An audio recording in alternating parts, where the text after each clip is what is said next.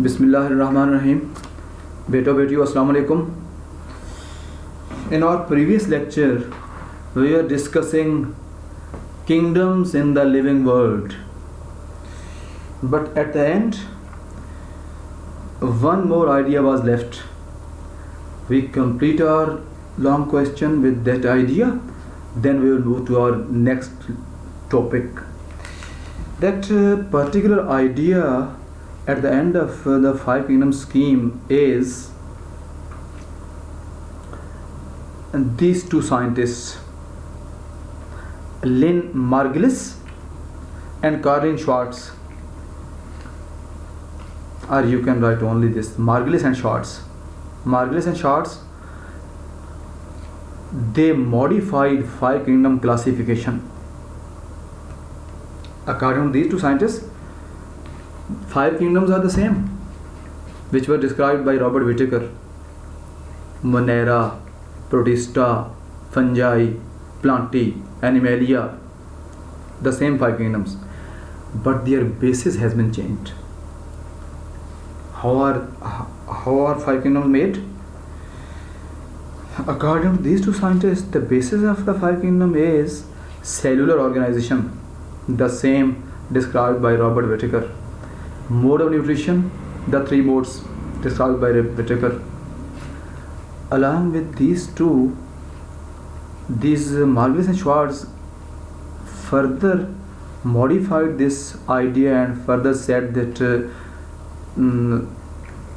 five kingdoms should be made on the basis of cytology, genetics, organelles of symbiotic origin, along with the two ideas, two bases provided by Robert Whittaker.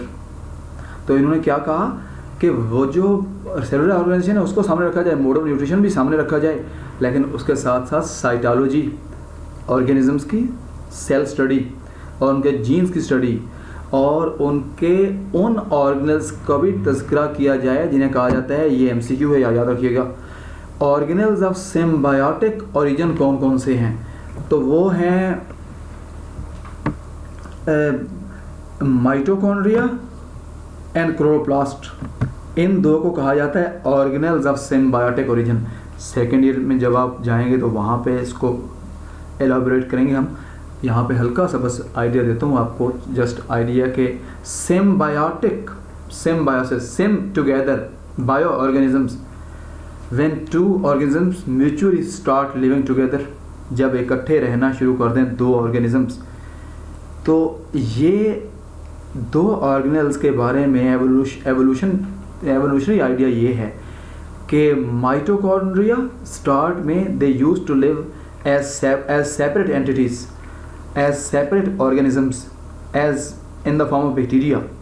तो mitochondria एक cell की तरह रहते थे, bacteria की तरह, ऐसे ही chloroplast रहते थे। एक टाइम ऐसा आया कि किसी और बैक्टीरिया ने माइटोकॉन्ड्रिया को इंजेस्ट कर लिया, खा लिया, तो उस सेल, एक माइटोकॉन्ड्रिया दूसरे सेल के अंदर चला गया और इन दोनों ने इकट्ठे रहना शुरू कर दिया, उस बैक्टीरिया ने और माइटोकॉन्ड्रिया ने। तो तब से ये माइटोकॉन्ड्रिया कहलाया। उससे पहले कोई बैक्टीरिया वगैरह कहलाते होंगे, माइटोकॉन्ड्रिया नहीं थे ये। तो ये इस तरह से इकट्ठे रहना शुरू कर दिया, और जब ये माइटोकॉन्ड्रिया आ गया बैक्टीरिया के अंदर, अब वो बन जाएगा यूकैरियोटिक ऑर्गेनिज्म, क्योंकि हमने कहा हुआ है कि यूकैरियोट्स में ये जो मेम्ब्रेन वाले ऑर्गेनल्स हैं, mitochondria, chloroplast, Golgi, endoplasmic reticulum, ये प्रोकैरियोट में नहीं होते, यूकैरियोट में होते हैं। तो बैक्टीरिया प्रोकैरियोट हैं। बैक्टीरिया ने जब इसको इंजेस्ट कर लिया और फिर इंजेस्ट करने के बाद ये उसके अंदर रह गया, उसका हिस्सा बन गया उसके जिस्म का, और अब इसने माइटोकॉन्ड्रिया के तौर पे फिर उसके अंदर रहना शुरू कर दिया। ऐसे ही क्लोरोप्लास्ट को किसी और बैक्टीरिया ने इंजेस्ट कर लिया तो वो बन गए फोटोसिंथेटिक बैक्टीरिया बन गए, फोटोसिंथेसिस स्टार्ट होगी क्लोरोप्लास्ट की वजह से। तो इस तरह से ये ऑर्गेनल्स ऑफ सिम्बायोटिक ओरिजिन कहलाते हैं। तो इस बेस पे भी उसने बेसिस में ऐड कर दिया मार्गलिस श्वार्ट्ज ने उन। तो ये 4-5 बेसिस हो गई हैं इनके मुताबिक, और किंगडम वही 5 हैं जो आपको नाम आते हैं यहाँ पे एंड पे 4-5 किंगडम्स के नाम लिख दीजिएगा। हम जा रहे हैं नेक्स्ट पेज पे।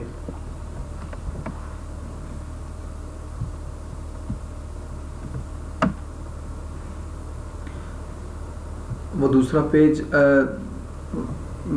ये आपको दिखाता हूँ, ये है हमारा नेक्स्ट पेज। हमारा नेक्स्ट टॉपिक स्टार्ट हो रहा है वायरसेस।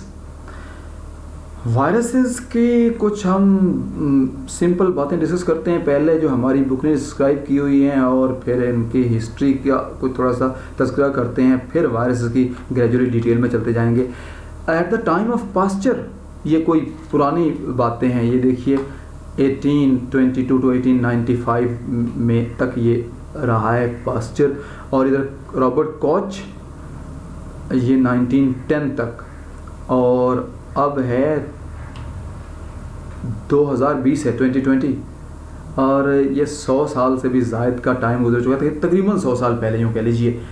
तो उस दौर की बातें हो रही हैं। At the time of Pasteur and Koch, viruses they were considered poisons, इनको जहर कहा जाता। दुनिया में वायरसेस तब भी थे और इनकी वजह से डिसीजेस भी थी, लेकिन साइंटिस्ट को आइडिया नहीं था कि पता नहीं क्या चीज़ है, किससे बीमारी फैलती है। वो कहते हैं वो कह रहे थे कि एनवायरनमेंट में कोई फ़ज़ा में कोई ऐसा जहर है जिससे बंदे बीमार हो जाते हैं लोग, और फिर डेथ हो जाती है।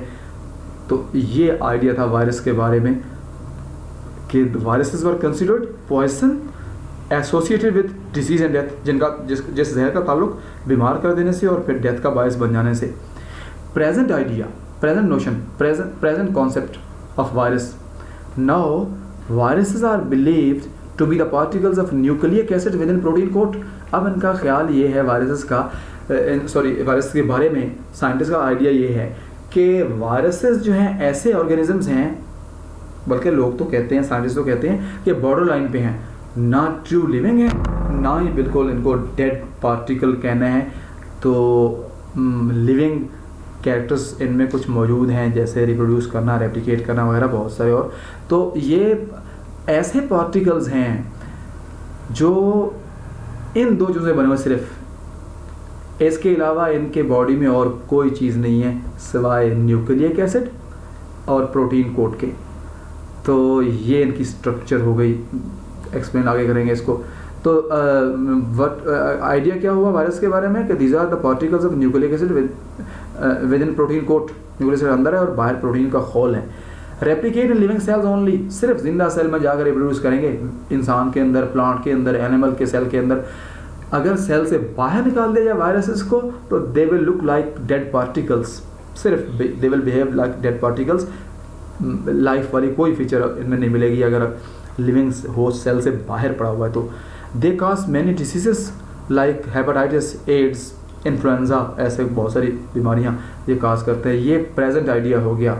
हाउ टू डिफाइन, अब आपसे कह दीजिएगा डिफाइन वायरस, तो वायरस को फिर कैसे डिफाइन करें? वायरस को हम अब डिफाइन करने जा रहे हैं। ये देखिए ज़रा, the word virus is derived from Latin venom, venom कहते हैं जहर को, जहरीले लिक्विड को। And these viruses are non cellular, they are not cell, they are even smaller than a cell, cell वाली कोई चीज़ नहीं है इनके अंदर, तो लिहाजा ये सेल भी नहीं है, इतने स्मॉल हैं। एंड दे काज इन्फेक्शन, बीमार करने का बायस बनते हैं, they are infectious. And genetic material in viruses is either DNA और आरएनए, इनमें एक है या डीएनए या आरएनए, बाकी सारी लाइफ में दोनों हैं, डीएनए आरएनए दोनों होते हैं। इनमें सिर्फ या डीएनए होगा या आरएनए होगा। Have protein coat,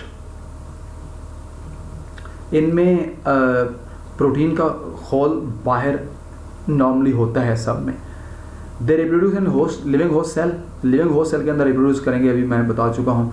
they use host biosynthetic machinery, तो इनके अंदर एंजाइम वगैरह कुछ नहीं है जिससे मेटाबॉलिज्म हो सके, केमिकल रिएक्शन, वो एंजाइम जिससे केमिकल रिएक्शंस हुए, एनर्जी पैदा हो सके और इनके काम हो सके, नहीं, ऐसा कोई नहीं है। तो they use biosynthetic machinery of host, अपने होस्ट सेल, जिस सेल में जाएंगे, इंसान में या प्लांट में या एनिमल में, उस सेल के एंजाइम वगैरह को यूज़ करेंगे। तो ये हमने डिफ़ाइन कर दिया वायरसेस को। पहले हमने कहा कि लैटिन वर्ड वेनम का मतलब है पॉइजनस फ्लूइड, और वायरस यहाँ से निकला है, और वर्ड जो वायरस है, और फिर आगे वायरस को डिफ़ाइन करते हुए ये बातें हम सेंटेंसेस का लिख देंगे 4-5। पुरानी हिस्ट्री में एक दो और बातें करते हैं। पहला बंदा दुनिया में जिसने पहली मरतबा वैक्सीन यूज़ की है वो एडवर्ड जेनर है 1796 में, फर्स्ट वैक्सीन। और वो फर्स्ट वैक्सीन जो इसने यूज़ की थी, it was used against viral infection, virus की बीमारी के ख़िलाफ़। और उसका आपको थोड़ी सी और डिटेल बताता हूँ। एडवर्ड जेनर 1796 यूज्ड काउपॉक्स पस। अब मैं काउपॉक्स का आइडिया दूँ आपको। काउपॉक्स, काउ में, उनकी स्किन में वायरसेस अगर वहाँ पहुँच गए, स्किन कहीं से इंजर्ड है, ज़ख़म है, वहाँ पे उनकी बॉडी में, स्किन में चले गए, तो वो वायरसेस वहाँ जाके उनकी स्किन में छाले से बनाते, ब्लिस्टर से, और उनमें पस पड़ जाती है। तो इसी जेनर के दौर में ये तो इतनी डेडली डिजीज़ नहीं थी काउपॉक्स पस।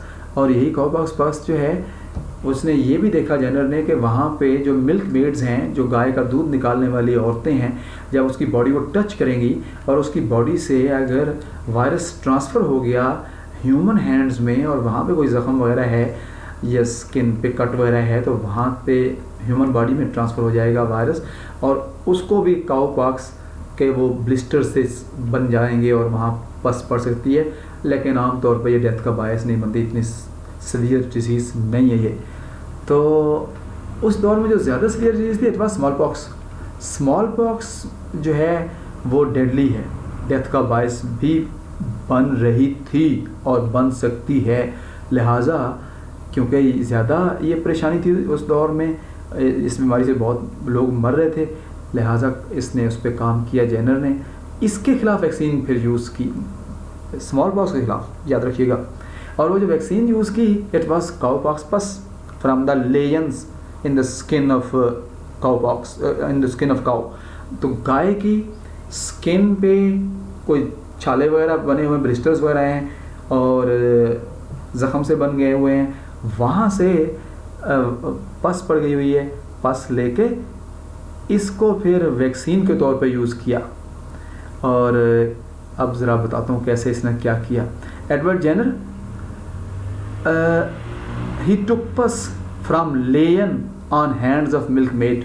किसी मिल्क मेड्स जो दूध निकालने में औरतें, उनके हाथों में कोई छाले वगैरह बने हुए हैं, वहाँ पस पड़ी हुई है, और वहाँ से थोड़ी सी पस लेके, पस was injected into 8 years old boy. और 8 साल के एक लड़के पे उसने एक्सपेरिमेंट किया था, उनके ज़ाहिर पेरेंट्स से इजाज़त लेके, तो उसमें ट्रांसफ़र कर दी पस वैक्सीन के तौर पे, उसके जहन में ये था। तो ज़रा सा और आपको 2-4 लाइनें और ऊपर दिखाता हूँ। ये देखिए ज़रा। तो उस 8 year old बॉय को जब पस ट्रांसफ़र की, बॉय गॉट काउपॉक्स, उसको काउपॉक्स हो गया, और उसे ये आइडिया था कि डेथ नहीं होती आमतौर पे इस डिजीज़ में। आफ्टर 6 weeks, 6 हफ्ते तक बच्चे में वो वैक्सीन अपना काम करती रही, जो आज हमें पता है इम्यूनिटी पैदा करती है, तो किसी डिजीज़ के ख़िलाफ़ एंटीबॉडीज़ प्रोड्यूस करवाती है। तो ये वहाँ पे 6 हफ्ते के बाद फिर उसने क्या किया, उसी बच्चे को इनआक्यूलेटेड इंजेक्टेड दिस बॉय विद पस फ्रॉम स्मॉल पॉक्स पेशेंट। किसी स्मॉल पॉक्स पेशेंट में स्मॉल पॉक्स पेशेंट की बॉडी में जो कोई पस वगैरह पड़ी हुई है, वहाँ से थोड़ी सी पस लेके उस बच्चे को इंजेक्ट कर दिया। देखना चाहता था कि क्या इसको अब स्मॉल पॉक्स होता है। पहले उसमें काउपॉक्स पस वैक्सीन के तौर पे यूज़ की थी ताकि उसमें इम्यूनिटी आ जाए। अब क्वेश्चन ये है कि वो तो काउपॉक्स है और इधर ये स्मॉल पॉक्स है, इन दोनों के वायरसेस में काफ़ी हद तक सिमिलैरिटी है।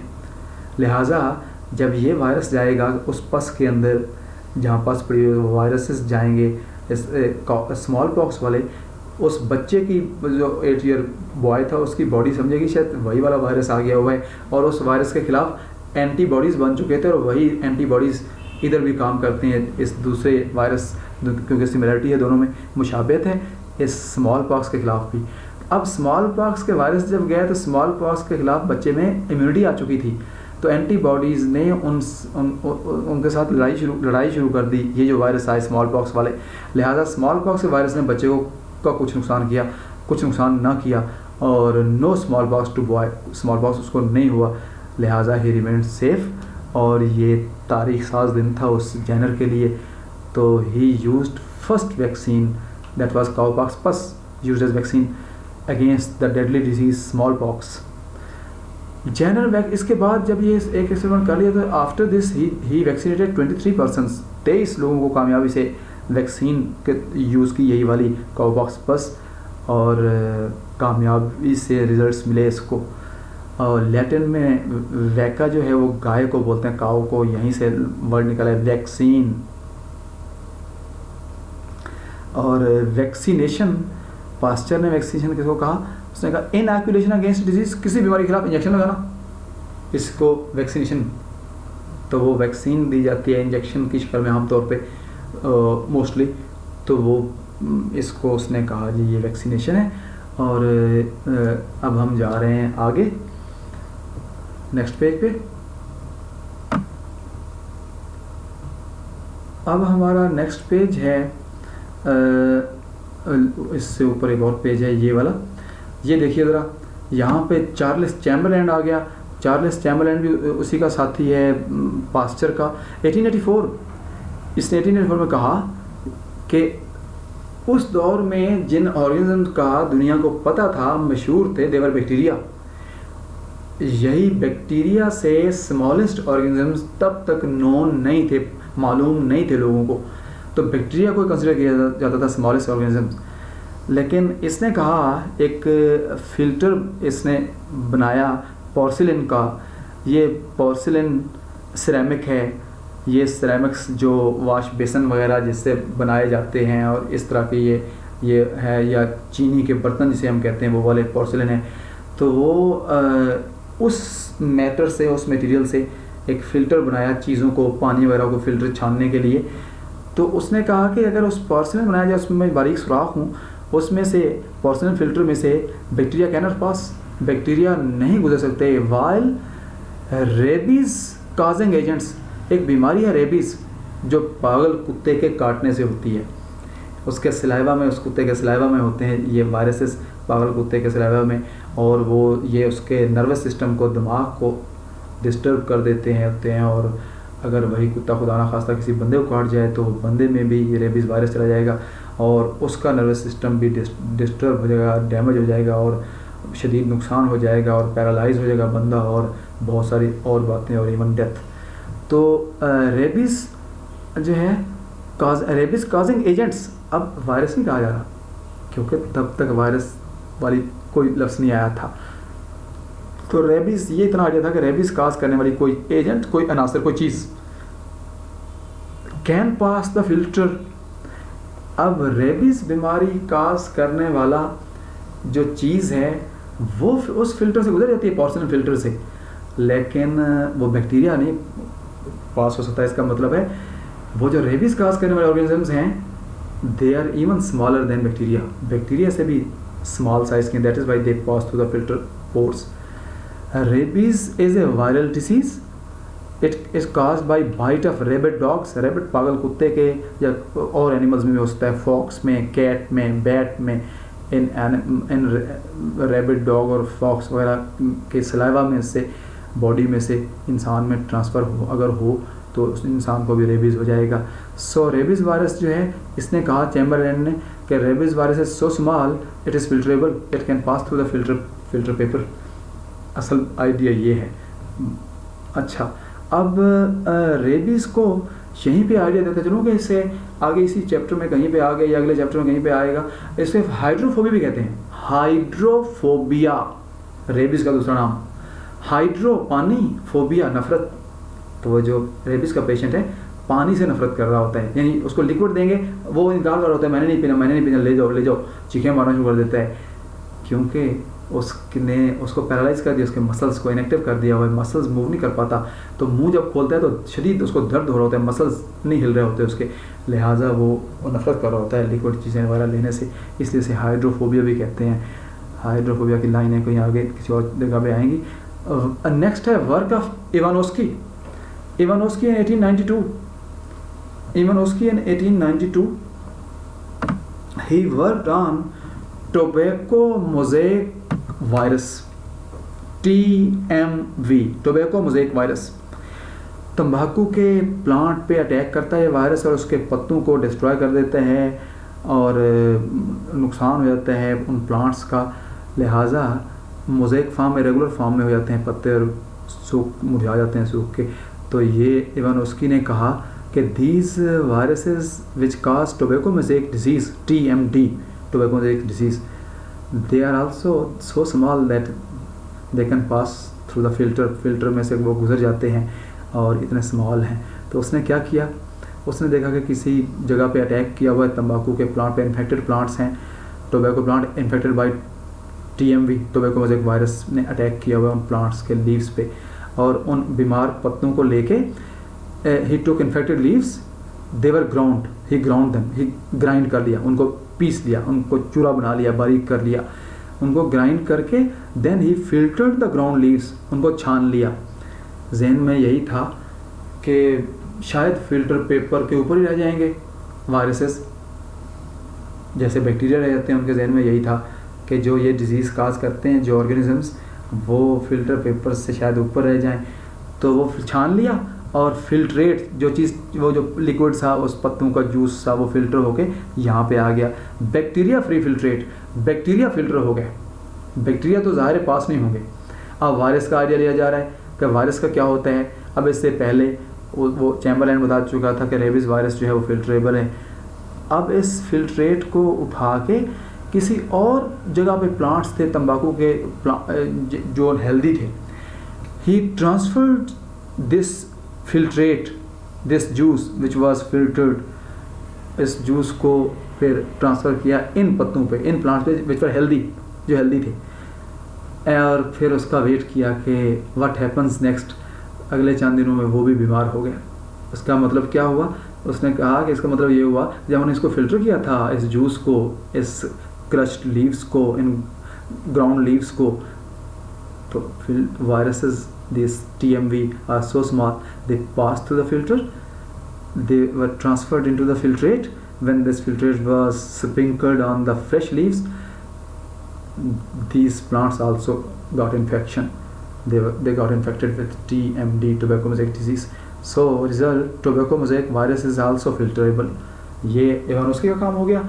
और आगे जा रहे हैं हम। अब हम नेक्स्ट देखते हैं। ये देखिए उसी पेज पे थोड़ा सा चंद लाइनें। ये 1935 स्टैनले, इसका शॉर्ट क्वेश्चन के लिए MCQ के लिए इन लाइनों को, 4 लाइनों को याद कर लीजिएगा। Stanley crystallize TMV in pure form, पहला बंदा है, तब तक इलेक्ट्रॉन माइक्रोस्कोप आ चुकी थी, उसने बाकायदा देख के वायरसेस को अलग कर लिया प्योर शक्ल में, टोबैको में, जो वायरस को टोबैको के प्लांट लीफ के सेल्स में से। जब ज़ाहिर है इनको अलग कर लेंगे तो ऐसे डेड पार्टिकल की तरह हो जाएंगे, जैसे क्रिस्टल्स होते हैं, दाने दाने होते हैं, नीडल लाइक स्ट्रक्चर्स होते हैं। तो प्योर फॉर्म में क्रिस्टलाइज करने वाला बंदा जो है वो स्टैनले है। 1935 में इलेक्ट्रॉन माइक्रोस्कोप आ चुकी थी और इसने उसमें देख के ये काम किया। जब केमिकली एनालाइज किया गया तो पता चला कि these tobacco mosaic viruses are made of the same we describe right at the start of this lecture, that viruses are made of nucleic acid and protein. उसने भी यही कहा कि ये इसी से बने हुए हैं। जब इनको एनालाइज किया, लास्ट पेज पे जाते हैं आज के लेक्चर के। तो लास्ट पेज पे हम अब डिस्क्राइब करने जा रहे हैं, ये हमारा लास्ट पेज आ गया, बैक्टीरियोफेज वायरस। अब थोड़ा सा ये MCQ भी पहले आपको आइडिया दे दूँ। What is bacteriophage? बैक्टीरियोफेज और फेज वायरस, फेज वायरस और bacteriophage, bacteria phage eater, phagocytosis, phago eat, वहाँ से वर्ड निकला है। तो लफ्ज़ी मतलब क्या बना, बैक्टीरिया को खाने वाला वायरस, यानी वो वायरस है जो बैक्टीरिया पे हमला करते हैं। तो बैक्टीरिया इंसान पे हमला करते हैं, बैक्टीरिया एनिमल्स पे हमला करते हैं, दूसरे एनिमल्स पे और प्लांट्स पे, और even they attack bacteria. What are bacteriophage? Viruses that attack that infect bacteria, they are called bacteriophage. Discovery of bacteriophage, Twart 1955, he discovered separately, these two scientists independently discovered, Twart discovered in 1955 and D. Harrell discovered this bacteriophage in 1917. Twart also observed while he was studying these viruses which attack bacteria, during the attack viruses, when attack bacteria, they enter the cell of bacteria. After some time they may cause lysis of the bacterial colonies, यानी bacteria colony बना के पड़े हुए हैं 10, 15, 20, 50, 100 वहाँ पे, तो उनमें जब एक बैक्टीरिया को डिस्ट्रॉय कर दिया, दूसरे को डिस्ट्रॉय कर दिया, तीसरे को डिस्ट्रॉय कर दिया, तो अपने होस्ट को डिस्ट्रॉय भी कर देते हैं, यानी बैक्टीरिया बर्स्ट कर जाते हैं वायरस के अटैक की वजह से कई मौक़ों पे, तो लाइसिस बोलते हैं इसको। इसकी मज़ीद बातें आगे आएंगी। तो ये भी इसी ने कहा था। डिहायरल, ये एक और MCQ है, use the word bacteriophage which means bacteria eater. मैंने बता दिया बैक्टीरिया को, फैज खाने वाला, ये लफ्ज़ी मतलब हो गया। और आज के लेक्चर का लास्ट, ये भी आसान से पॉइंट्स हैं, एक मतलब लॉन्ग क्वेश्चन आ गया ये, और स्टूडेंट्स के लिए और गुड लक क्या चाहिए ऐसा लॉन्ग क्वेश्चन आ जाए तो।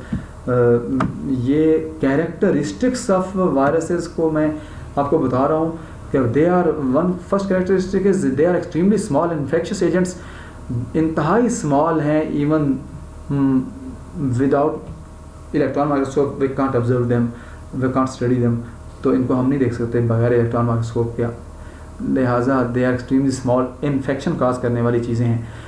Only be seen by electron microscope, सिर्फ इलेक्ट्रॉन माइक्रोस्कोप नजर आएंगे। साइज इनका पैरवोवायरस, वायरस की एक ग्रुप है पैरवोवायरस, 20 नैनोमीटर इसका साइज़ है। कई डिजीज़ काज करें, और उसमें से एक डिज़ीज़ जो मैं ऐसे मशहूर सा नाम ले रहा हूँ, जोड़ों की बात डिजीज़ का बायस बनते हैं, जोड़ों के दर्द की, तो आर्थराइटिस। पैरवोवायरस ये देखिए 20 नैनोमीटर, इस स्मॉलेस्ट, ऑलमोस्ट स्मॉलेस्ट है ये स्मॉलेस्ट वायरस 20 नैनोमीटर, और ये बड़ा वायरस है, तो बास 20 पे और नैनोमीटर में होता है इनका, बैक्टीरिया का माइक्रोमीटर में होता है। और pox virus 250 nanometre which cause smallpox, they are 10 to 1000 times smaller than most bacteria. बास वायरस से 10 गुना, बास 20 गुना, बास 50 गुना, बास 100 गुना, बास 1000 गुना बैक्टीरिया से स्मॉल साइज में होते हैं। That is why they pass through the filter paper while bacteria can not be grown artificial media. हम मसनूई जगह पे चाहेंगे इसको ग्रो कराएं लेबॉर्ट्री में और अपने लेबॉर्ट्री के अंदर, तो नहीं ग्रो करा सकते, ये सिर्फ जिंदा सेल के अंदर जाकर रिप्रोड्यूस करेंगे, लिहाजा they can not be grown on artificial growth medium. Artificially हम गज़ा वगैरह कोई चीज़ें डाल दें और डिश में, और वहाँ हम टेम्परेचर मेंटेन करें, हम चाहें वहाँ पे अकेले ग्रो करें, तादाद बढ़ाएं, नहीं ग्रो करेंगे।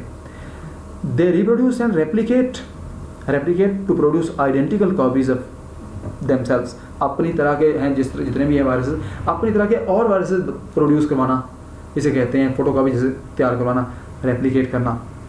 तो reproduce and replicate in living host cell, सिर्फ वायरसेस जो हैं दे अपनी तादाद बढ़ाएंगे सिर्फ जिंदा होस्ट सेल के अंदर जाके। And they lack metabolic machinery, इनमें मेटाबॉलिज्म के लिए कोई एंजाइम वगैरह नहीं है, लिहाजा ये अपने मेटाबॉलिज्म के लिए एंजाइम यूज़ करते हैं अपने होस्ट के जाके। That is why viruses are also called obligate intracellular parasite.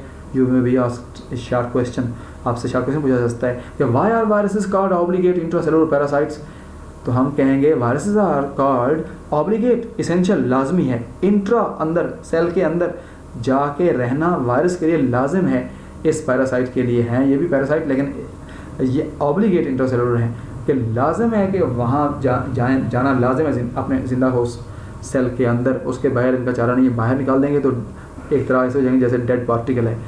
तो why are they called obligate intracellular parasite? Because they reproduce and replicate in living host cell only and they lack metabolic machinery, that is why they are called obligate intracellular parasites. Many viruses cause disease to the host, they may cause disease, अपने host को बीमार भी कर देते हैं, and they are resistant to broad range of antibiotics। तो कई सारी एंटीबायोटिक्स हैं जो ब्रॉड रेंज में बहुत सारे जरासीम को मार देती हैं, वायरसेस को किल नहीं कर सकती एंटीबायोटिक्स। तो एंटीबायोटिक्स वायरसेस पे बेअसर हैं, लाइक पेनिसिलिन है, स्ट्रेप्टोमाइसिन है, तो दे आर रेजिस्टेंट, यानी रुकावट बनते हैं कि उनको असर नहीं करने देते इन मेडिसिन को, एंटीबायोटिक्स को। तो यहाँ पे हमारा आज का लेक्चर फिनिश हो गया है। आसान सी बातें हैं, इसको तैयार कर लीजिएगा, फिर कोई प्रॉब्लम हो तो मुझसे पूछ लीजिएगा। नेक्स्ट लेक्चर तक अल्लाह हाफिज़।